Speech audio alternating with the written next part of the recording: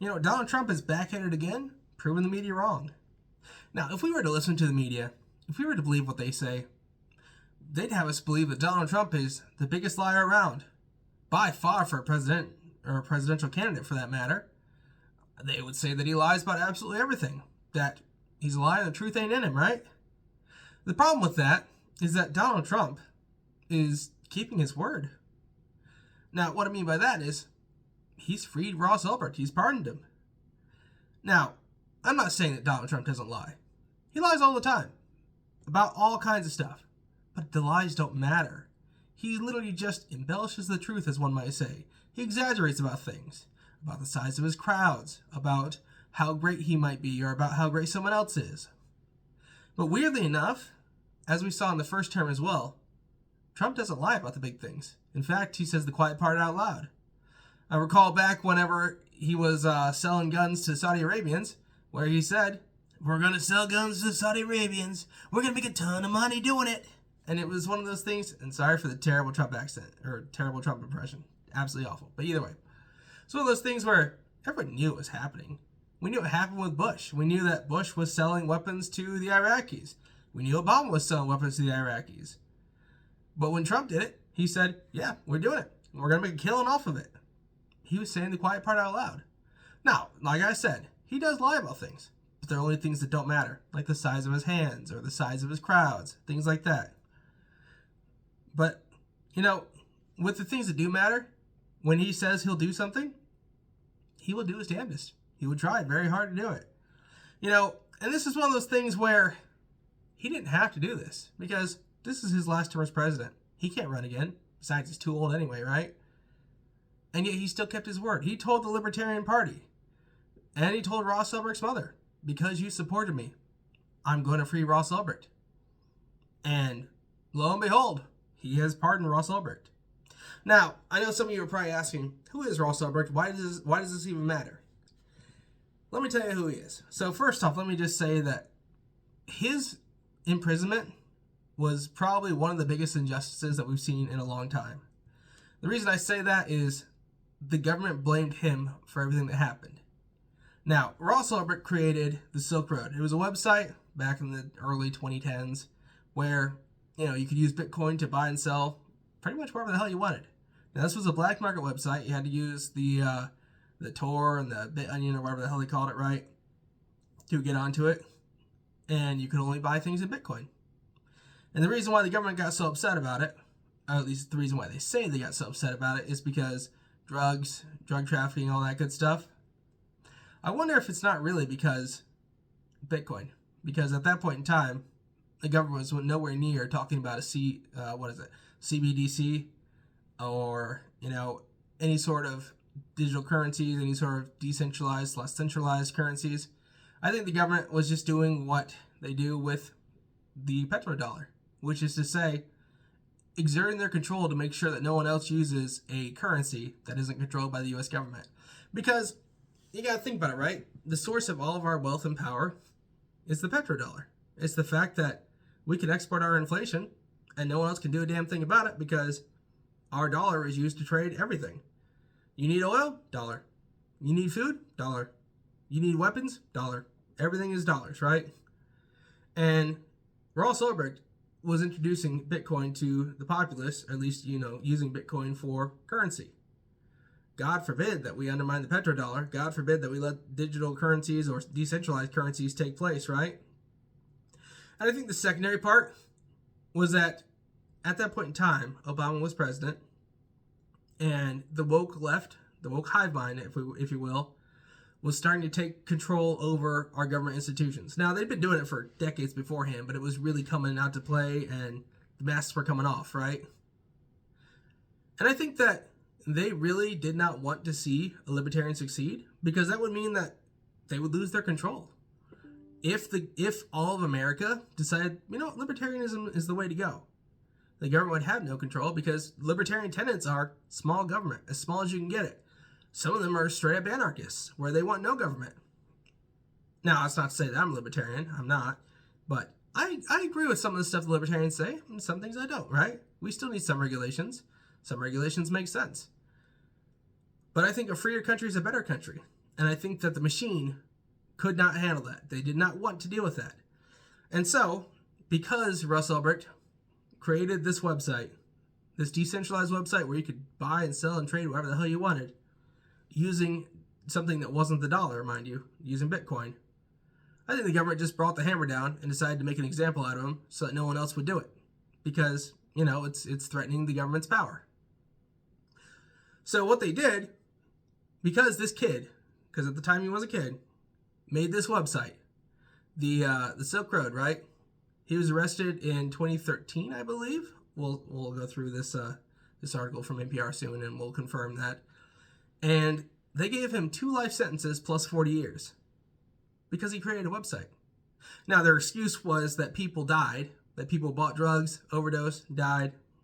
They even went so far as to say that he had people killed. They couldn't prove it, but they said it. And in all this, one basic question of, why do they not do the same thing to Jeff Bezos? People have died from things they bought on Amazon. That's a guarantee. With the amount of stuff that's gotten off of Amazon, someone's choked to death. Someone's been electrocuted. Someone's hurt themselves in one way or another. But the problem with that is that Amazon uses dollars. They kowtow to the government's authority. So why would they make an example out of him? And so this is where we see that 2-tier justice system. If you threaten the government in any way, if you threaten their authority or their power, they're going to take you and they're going to make an example out of you. But as long as you kowtow to their authority, it's fine. And no one cares. From NPR, Trump pardons Ross Ulbricht, creator of the Silk Road dark web marketplace. President Trump fulfilled a campaign promise to Libertarian supporters on his second day back in office by pardoning the former creator and owner of an underground e-commerce website known for drug trafficking. Ross Ulbricht, also known as Dread Pirate Roberts, operated the anonymous digital marketplace known as Silk Road between 2011 and 2013, when law enforcement shut the site down and arrested him at a California public library. I just called the mother of Ross William Ulbricht to let her know that in honor of her and the libertarian movement, which supported me so strongly, it was my pleasure to have just signed a full and unconditional pardon of her son, Ross, Trump posted to his Truth Social site on Tuesday. The scum that worked to convict him were some of the same lunatics that were involved in the modern-day weaponization of government against me. He was given 2 life sentences plus 40 years. Ridiculous. I agree, it is ridiculous. The other thing I'll say is that, this is something that really gives me hope for this country, because Trump is the president of the United States, and he's also a man of his word. There's no gain to him for doing this. He doesn't get anything from pardoning Ross Ulbricht. It doesn't win him any political favors. In fact, the government probably hates him more now because he has undermined them once again. But he promised the Libertarian Party that he would free Ross Ulbricht. And he did. He kept his word. And I think that's the bit, right?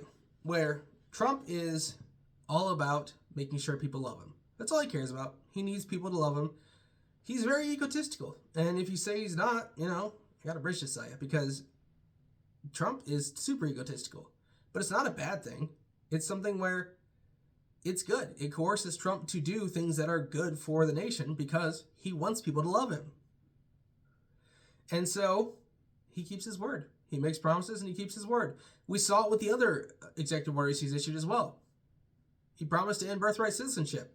He did that on day 1. He promised to pardon the J6ers. He did that on day 1 as well. Neither of those things benefit him in any way. It just shows that Trump actually cares about our country.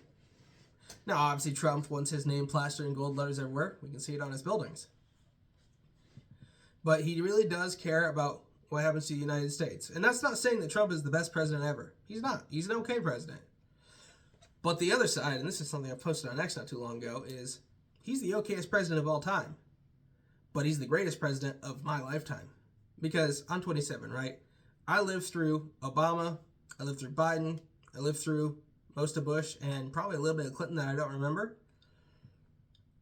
And of the ones I do remember, Bush, Obama, Biden, they all lied. They all said they were going to be change. They all said they were going to end wars. They all said they were going to bring unity. It was going to be a massive difference. And then when they got in, it was just more of the same. Republican or Democrat, they were just all the uniparty. They, Bush lied and started wars, right? That didn't make any sense over oil. But he said they were weapons of mass destruction. They weren't, but he said they were. Obama killed American citizens continued the war in Afghanistan far beyond what it needed to be at. Biden screwed up the war in Afghanistan with the exit and led to the war in Israel and the war in Ukraine because of his weakness. Trump's the only president we've had, at least in my lifetime, that first off kept his promises, and second off started no new wars.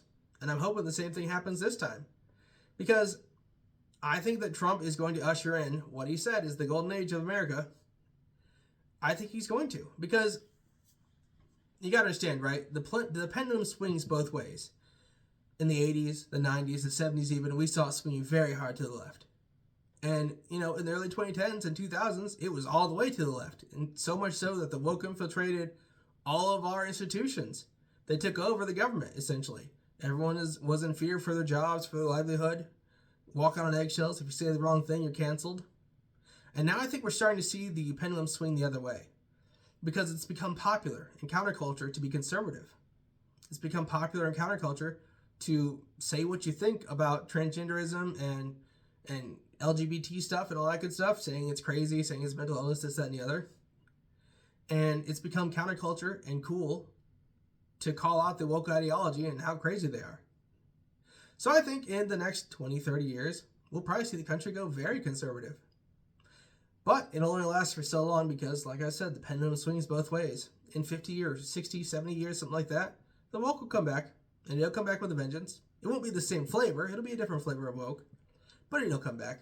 It always does. It swings both ways every time. But hopefully, this golden age really does come to pass. Either way, back to this. At the time of his sentencing, like I said, I digress, and my apologies. At the time of his sentencing in San Francisco in 2015, Ulbricht was 31, so he wasn't a kid. He was a young man. He was convicted of distributing narcotics, engaging in a continuing criminal enterprise, conspiring to commit computer hacking, and conspiring to create fake identities and launder money. He was sentenced to life in prison. Meanwhile, the Justice Department pursued charges against Ulbricht's compatriots who claimed to have committed 5 murders on his behalf, though the government could never prove those murders actually took place. In an indictment, U.S. Attorney Preet Bharara described Silk Road as a meeting place for criminals hoping to buy and sell illegal drugs and other illicit goods and services anonymously and outside the reach of law enforcement. He also described it as the most sophisticated and extensive criminal marketplace on the internet at the time. He alleged Ulbricht made tens of millions of dollars through the site. Law enforcement went to great lengths to investigate and apprehend Ulbricht and his supporters, including by infiltrating the site and seizing a server in Iceland.